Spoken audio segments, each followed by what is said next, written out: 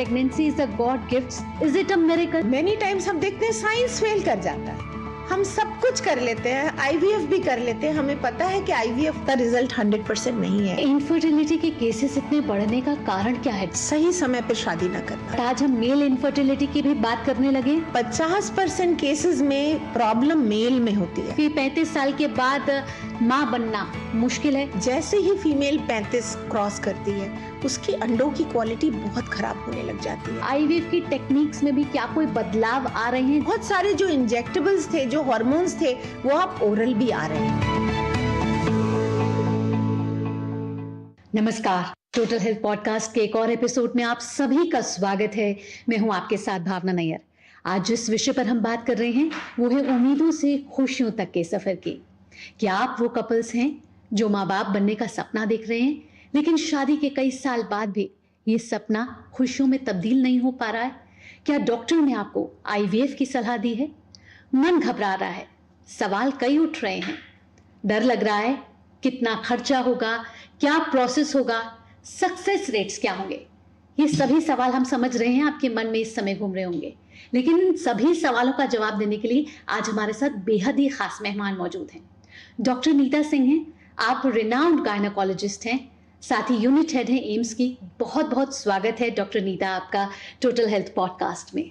Thank you so much for having me for this podcast. Doctor Neeta 3 दशकों से ज्यादा infertility के केसेस संभाल रही हैं, उनका सोल्यूशन निकाल रही हैं और अब तक करीब 10,000 से ज्यादा IVF ICSI साइकिल्स कर चुकी हैं। सबसे पहला सवाल यही मन में उठता है कि क्यों आजकल हम देखते हैं कि मेट्रो सिटीज में हर 1 या 2 किलोमीटर के बाद आपको एक IVF सेंटर दिख जाएगा और हर एक IVF सेंटर में आपको भीड़ नजर आएगी। इनफर्टिलिटी के केसेस तो ज़्यादा बढ़ ही रहे हैं, इतने दशकों से हम ये देख ही रहे हैं। कितने इनफर्टिलिटी के केसेस लगातार बढ़ रहे हैं और IVF की साइकिल्स के लिहाज से भी बात किया जाए तो कितनी ये बढ़ रही हैं? Infertility is coming like an epidemic. It wasn't such a big problem in developing country like India. We were always so populous. People never thought that instead of giving a solution to communicable diseases, हमें infertility के solutions ढूंढने होंगे. When we started doing IVF, we used to have about 800 cycles a year at AIIMS. Now we do about 3,000 cycles. And it's not only at AIIMS I'm talking about. As you said that you can see the crowd behind and around the IVF cycles and IVF centers. It is absolutely true. तो ये infertility के cases इतने बढ़ने का कारण क्या है doctor Nita? बहुत सारे कारण हैं भावना, और मैं ऑडियंस को ये बताना चाहती हूँ कि सही समय पे शादी ना करना। हम बहुत सारे पेरेंट्स जो हैं जो बच्चा नहीं कर पा रहे हैं, वो इनवॉलंटरी चाइल्डलेसनेस है, बिकॉज आपने वो राइट बायोलॉजिकल क्लॉक को मिस कर दिया। जब आपको शादी करनी थी, probably you are focusing on your career, on your studies, and then when you are ready to have a baby, you have already crossed that reproductive window or whatever you can say the clock. So that is a very important factor. Second, lifestyle.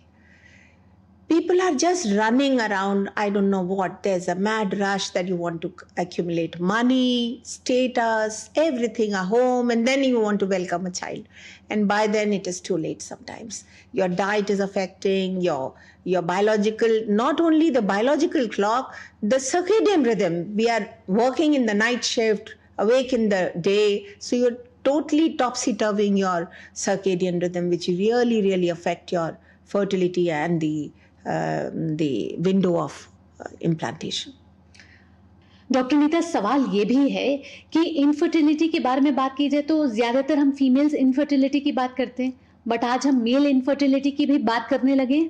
बहुत अच्छा सवाल है भावना। मैं अभी अपने दर्शकों को बताना चाहूंगी कि 50% केसेस में प्रॉब्लम मेल में होती है। हमेशा फीमेल को ही हम रिस्पॉन्सिबल ठहराते हैं कि बच्चा नहीं हो रहा है, तो ये औरत का ही मसला है। ऐसा नहीं है, ये मसला 50% में पुरुषों का है। तो पुरुष भी इक्वल के भागीदार हो चुके हैं अब इनफर्टिलिटी में।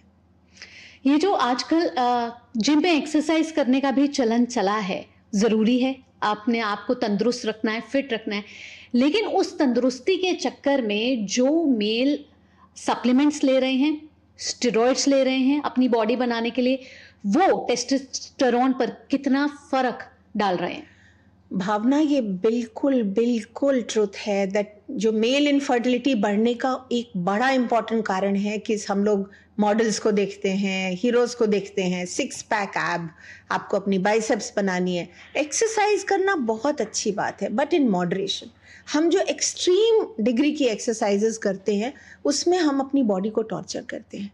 और जब हम जिम में जो सप्लीमेंट्स लेते हैं, इनवेरिएबली आप देखेंगे कि इन सप्लीमेंट्स में टेस्टोस्टेरोन होते हैं और एनाबॉलिक स्टीरॉइड्स होते हैं, जो कि आपकी बॉडी को, मसल्स को डेवलप करने में हेल्प करते हैं। तो वो आपकी मसल्स तो डेवलप हो जाती हैं, लेकिन जब हम बाहर से टेस्टोस्टेरोन लेते हैं तो स्पर्म प्रोडक्शन धीमे धीमे करके बंद हो जाता है और वो पुरुष जो है इनफर्टाइल हो जाता है।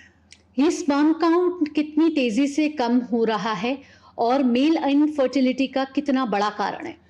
मैंने जैसे बताया कि 50% कारण जो है वो पुरुष में है इनफर्टिलिटी का, और हम ये देख रहे हैं कि स्पर्म काउंट लगातार गिरता जा रहा है।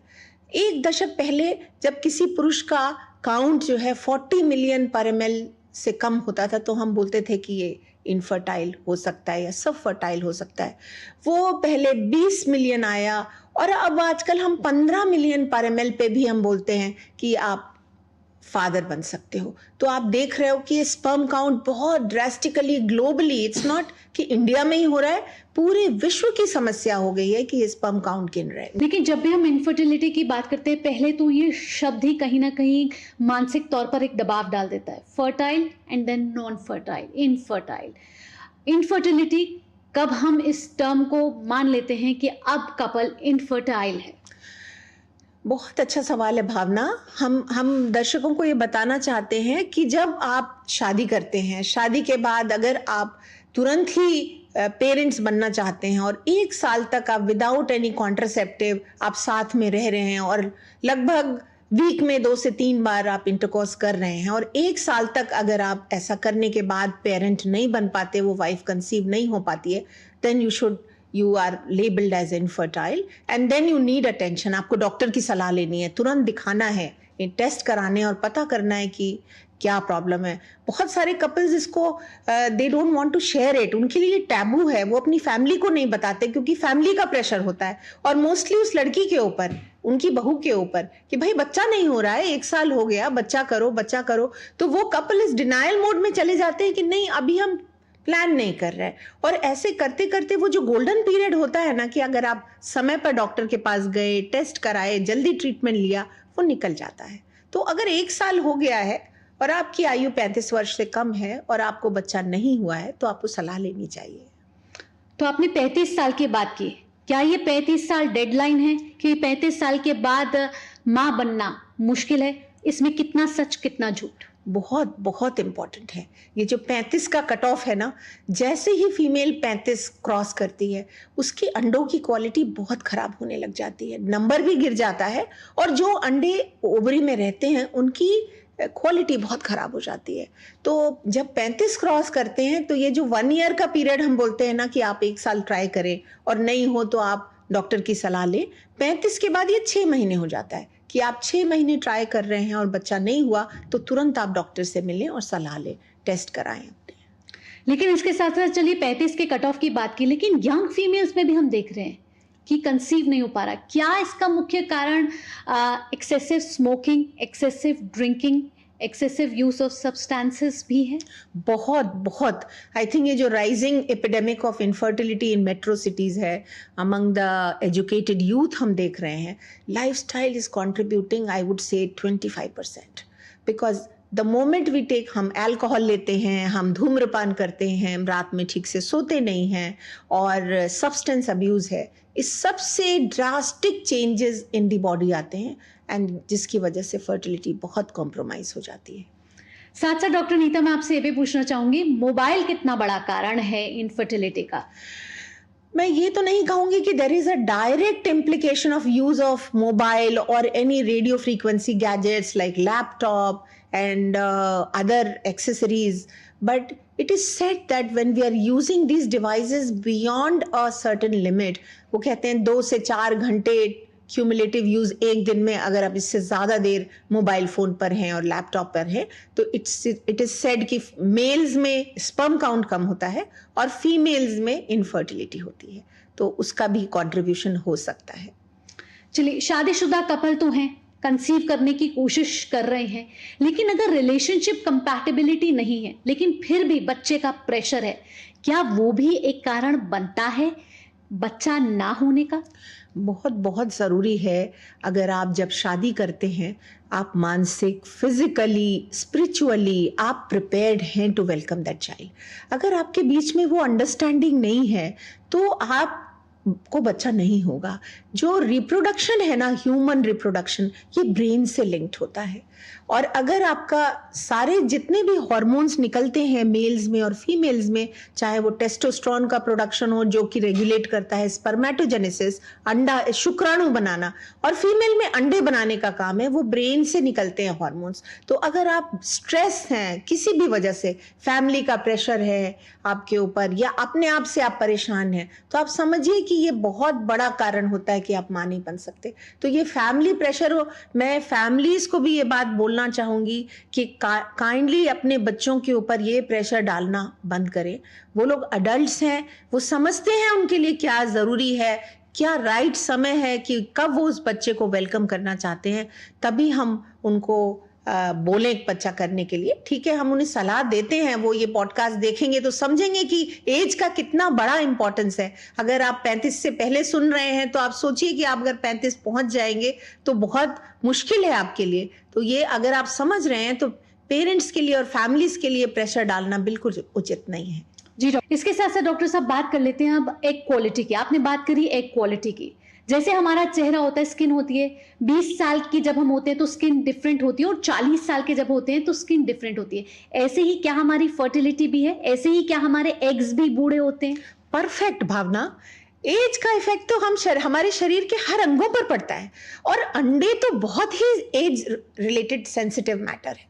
सबसे ज्यादा इफेक्ट एजिंग का अंडों पर पड़ता है। वो हमें दिखाई नहीं देते हैं, लेकिन जैसे ही हम बूढ़े होने लग जाते हैं वो अंडे भी बूढ़े होने लग जाते हैं। और जब अंडों में एजिंग होती है तो उससे एक तो इनफर्टिलिटी होती है, दूसरा जब हम ज्यादा उम्र पे बच्चा पैदा करते हैं तो उन बच्चों में बहुत सारे, आप देख रहे होंगे आजकल बहुत सारे down syndrome, neuro developmental delay, autism, ये बीमारियां इतनी बढ़ रही हैं। इनका पहले कभी हमने इतना प्रॉब्लम नहीं देखी बच्चों में। सही बात। तो उसका कारण यही है कि जब अंडे खराब होते हैं तो खराब अंडों से जो बच्चा बनता है उसमें बहुत सारी क्रोमोसोमल एब्नॉर्मैलिटी, जेनेटिक प्रॉब्लम्स हो जाती हैं।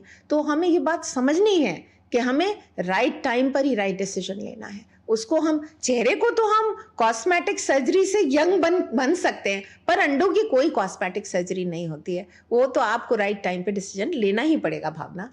बिल्कुल। डॉक्टर नीता, मुझे पता है आप साइंस की फील्ड से हैं, विज्ञान की फील्ड से हैं, लेकिन आप इतने सालों से प्रेगनेंसी के केसेस को संभाल रही हैं। आप मानती हैं क्या pregnancy is a God gift? Is it a miracle? Pregnancy, yes, मैं मानती हूँ कि ये गॉड गिफ्ट है, क्योंकि मेनी टाइम्स हम देखते हैं साइंस फेल कर जाता है। हम सब कुछ कर लेते हैं, आईवीएफ भी कर लेते हैं, हमें पता है कि आईवीएफ का रिजल्ट 100% नहीं है। मैं दर्शकों को बताना चाहती हूँ कि बिल्कुल इस मिथ में ना रहे कि अगर बच्चा नहीं हो रहा है तो हम जाके आईवीएफ कराएंगे और बच्चा हो जाएगा। ऐसा नहीं है, आईवीएफ से भी 100% सक्सेस नहीं होता है।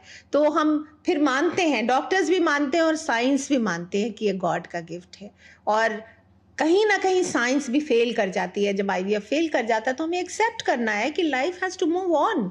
बच्चा नहीं होना ठीक है, ये प्रॉब्लम है, लेकिन अगर नहीं हो रहा है तो हम जिंदा रहेंगे, खुश रहेंगे और जिंदगी को आगे ले जाएंगे। ये एंड ऑफ द वर्ल्ड नहीं होता है। चलिए, अब आईवीएफ प्रोसेस की बात कर लेते हैं। कब ये महसूस होता है कपल्स को कि अब आईवीएफ के तरफ जाने का समय आ गया है? और आईवीएफ से पहले एक आईयूआई का साइकिल भी होता है, तो ये आईयूआई और आईवीएफ के बीच में क्या फर्क है?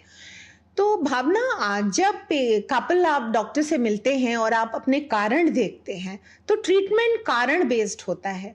अगर आपका कोई कारण, मान लीजिए कोई कारण नहीं है, कई बार कपल्स में कोई कारण नहीं होता, हम उसको अनएक्सप्लेन इनफर्टिलिटी कहते हैं, या सटल एबनॉर्मेलिटीज़ है सीमेन में, स्पर्म काउंट बॉर्डर लाइन है, और आपको लगता है कि ये आईयूआई से ठीक हो सकता है, या उस फीमेल को अंडा नहीं बनता, ओव्यूलेशन नहीं होता, तो हम ओव्यूलेशन इंडक्शन की दवा देते हैं और उस समय हम IUI as a first step treatment offer करते हैं।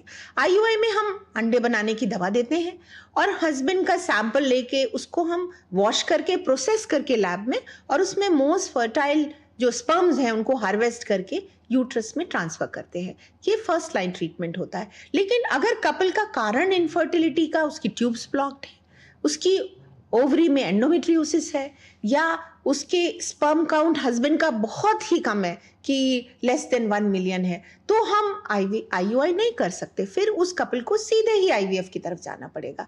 तो ये कारण के अनुसार हम ट्रीटमेंट का चयन करते हैं कि क्या कारण है, क्यों बच्चा नहीं हो रहा। तो हर कपल में ये अलग अलग होता है। चलिए अब आईवीएफ के प्रोसेस के बारे में भी बात कर लेते हैं। बहुत संक्षेप में आपसे पूछना चाहूंगी, कितने समय का ये प्रोसेस होता है, क्या इसमें लागत लगती है, और इससे एक जो फीमेल है जो पहले से ही मानसिक दबाव में आती है एक डॉक्टर के पास, आईवीएफ का प्रोसीजर शुरू होता है, उसको किस शारीरिक और मानसिक दबाव से आईवीएफ के प्रोसीजर में भी गुजरना पड़ता है? भावना, बहुत सही सवाल किया आपने। मैं दर्शकों को बताना चाहती हूँ कि आईवीएफ से डरने की ज़रूरत नहीं है। ये बहुत ही सिंपल ट्रीटमेंट होता है और ये हम मेंस्ट्रुअल साइकिल के हिसाब से करते हैं। तो किसी भी महिला की जब पीरियड आता है वो फर्स्ट डे होता है, अगर आपके सारे टेस्ट इंटरवल पीरियड में हो गए हैं तो ट्रीटमेंट की start second day of period से होता है। आपको कुछ इंजेक्शन और कुछ दवाएं दी जाती हैं जो टिपिकली 10 से 12 दिन आपको लेनी होती हैं। फिर आपको एक इंजेक्शन लगाया जाता है जिसके बाद हम अंडर एनेस्थीसिया आपके एग्स को निकाल लेते हैं, और जो एग की रिट्रीवल की प्रोसेस भी होती है वो भी बहुत मेजर सर्जरी नहीं होती है। ये नेचुरल ऑरिफिस वजाइनली हम एग्स को रिट्रीव करते हैं। It's a day care procedure. आप हॉस्पिटल आते हैं, आधा घंटे का प्रोसीजर है, 1 घंटे के बाद आप वापस घर चले जाते हैं, नेक्स्ट डे आप काम पर जा सकते हैं। जब आपके एग्स हम लोग निकालते हैं उसके बाद हस्बैंड का स्पर्म लेते हैं, उससे हम उसको फर्टिलाइज करते हैं। और जैसे आपने कहा इसको टेस्ट ट्यूब बेबी क्यों कहते हैं, ये भी बहुत बड़ा मिथ है। टेस्ट ट्यूब में नहीं बच्चा बनता, बच्चा तो पेट्री डिश में बनता है, तो वो पेट्री डिश में ही हम फर्टिलाइज करते हैं। और एक नॉर्मल, जैसे यूट्रस में नॉर्मल प्रेगनेंसी होती है, उसी तरह का एक आर्टिफिशियल वोम्ब कह लीजिए, उसको इंक्यूबेटर कहा जाता है, जिसमें कि हम उस एग और स्पर्म को कल्चर करते हैं और हम उसको जनरली चाहते हैं कि 5 दिन तक उसमें हम ग्रो करें। और जब एम्ब्रियो जो है वो 5 डेज का, उसको ब्लास्टोसिस्ट स्टेज कहते हैं, का जब हो जाता है तब हम एम्ब्रियो को ट्रांसफर कर देते हैं यूट्रस में। और ये भी टिपिकली 10 मिनट का प्रोसीजर है। आप सुबह आते हैं, घर से हल्का नाश्ता करके आ सकते हैं, ब्लैडर फुल करके आते हैं, आप लेटते हैं, एम्ब्रियो ट्रांसफर कराते हैं और घर चले जाते हैं। और ये बिल्कुल मिथ है कि आईवीएफ में आपको पूरे 9 महीने रेस्ट लेना पड़ता है। आईवीएफ से कंसीव हुई प्रेगनेंसी बिल्कुल नॉर्मल प्रेगनेंसी की तरह ही है। एक बार आप कंसीव कर जाते हैं, बच्चा यूट्रस में आ जाता है, तो प्रेगनेंसी जो कोर्स होता है उसमें ज्यादा फर्क नहीं होता है वेदर आपने नॉर्मली कंसीव किया या आईवीएफ से कंसीव किया है। इस प्रोसीजर में कितना समय लग जाता है डॉक्टर नीता, और प्रोसीजर होने के बाद कब पता चलता है कि क्या मैंने कंसीव कर लिया है या नहीं? अगर हम पूरी आईवीएफ साइकिल की बात करें भावना, तो टिपिकली 12 दिन पर आप एग रिट्रीवल 12 से 14 दिन में होता है और 5 दिन के बाद एम्ब्रियो ट्रांसफर होता है। तो 20 डेज का टाइम पीरियड होता है एक आईवीएफ साइकिल का। और जब हम एम्ब्रियो ट्रांसफर कर देते हैं उसके 14वें दिन के बाद हम यूरिन प्रेगनेंसी टेस्ट करके देख सकते हैं।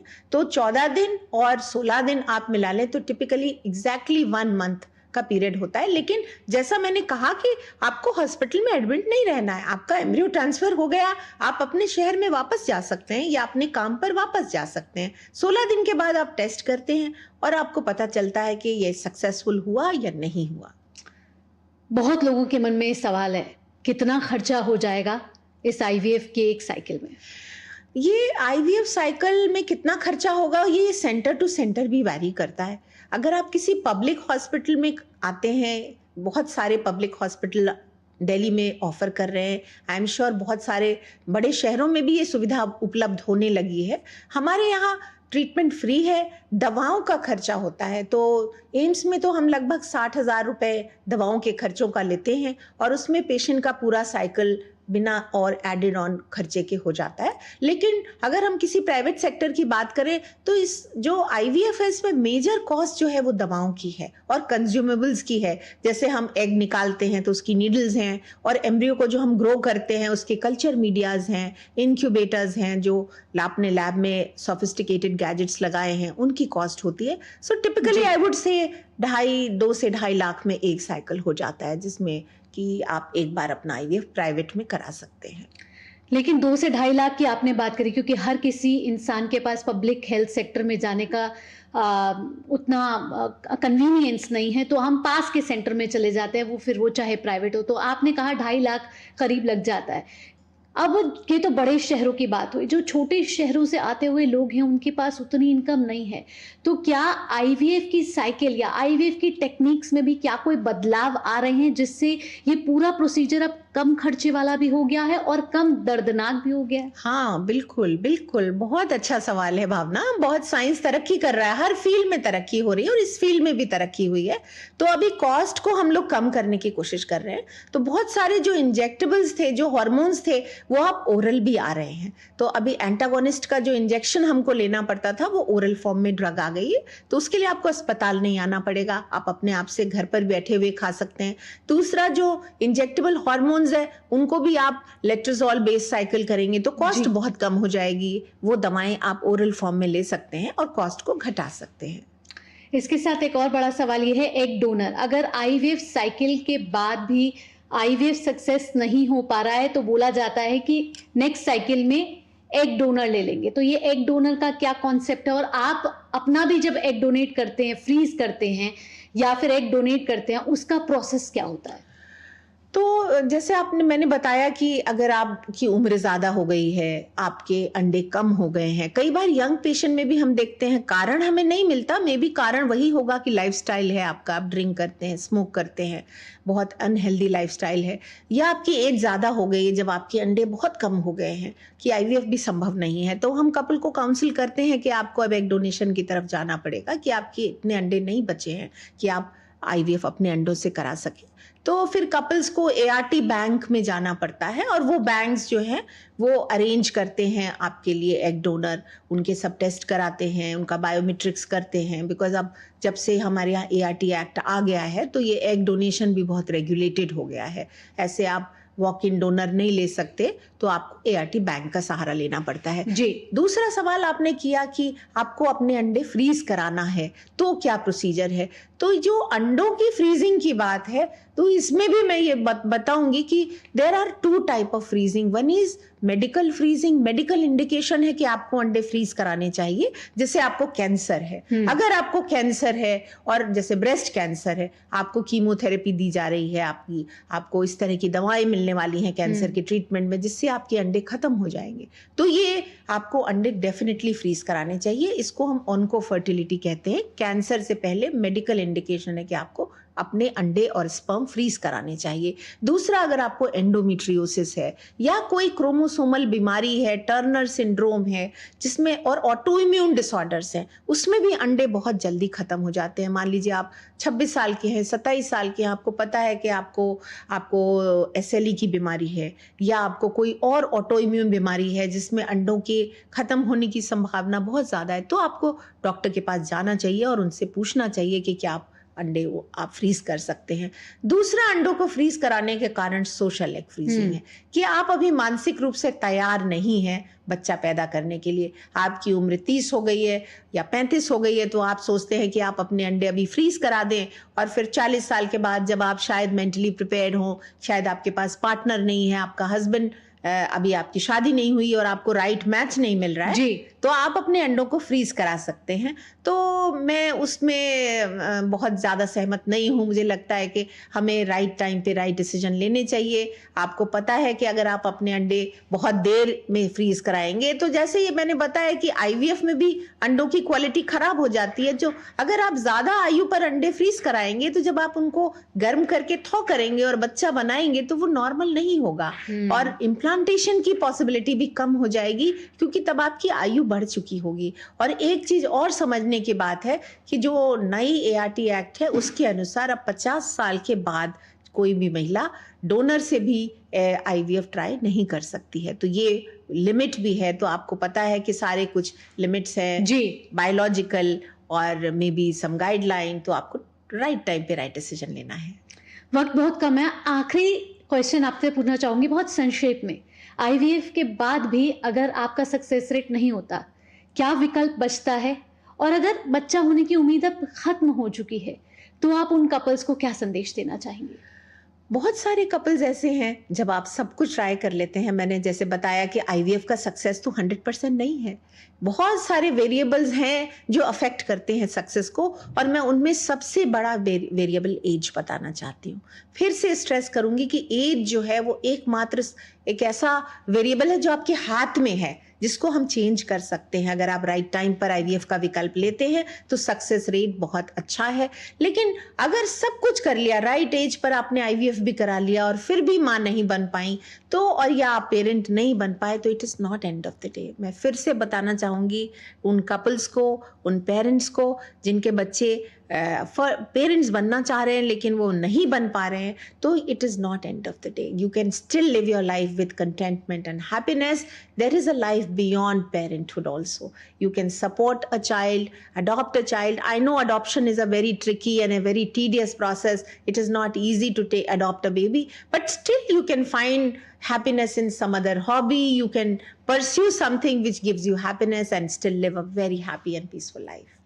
बहुत बहुत धन्यवाद doctor Neeta total health podcast में आने के लिए। और जो भी गलत फहमियाँ आईवीएफ से जुड़ी हुई थी, मिथ्स थे, सच और झूठ थे, उन सभी को बहुत ही सरल तरीके से हमारे दर्शकों तक पहुंचाने के लिए thank you Bhavna, thank you so much. नमस्कार। आज के लिए फिलहाल इतना ही। अगले हफ्ते फिर किसी टोटल हेल्थ पॉडकास्ट के नए विषय के साथ हाजिर होंगे। तब तक के लिए मुझे और मेरी पूरी टीम को दीजिए अनुमति। नमस्कार।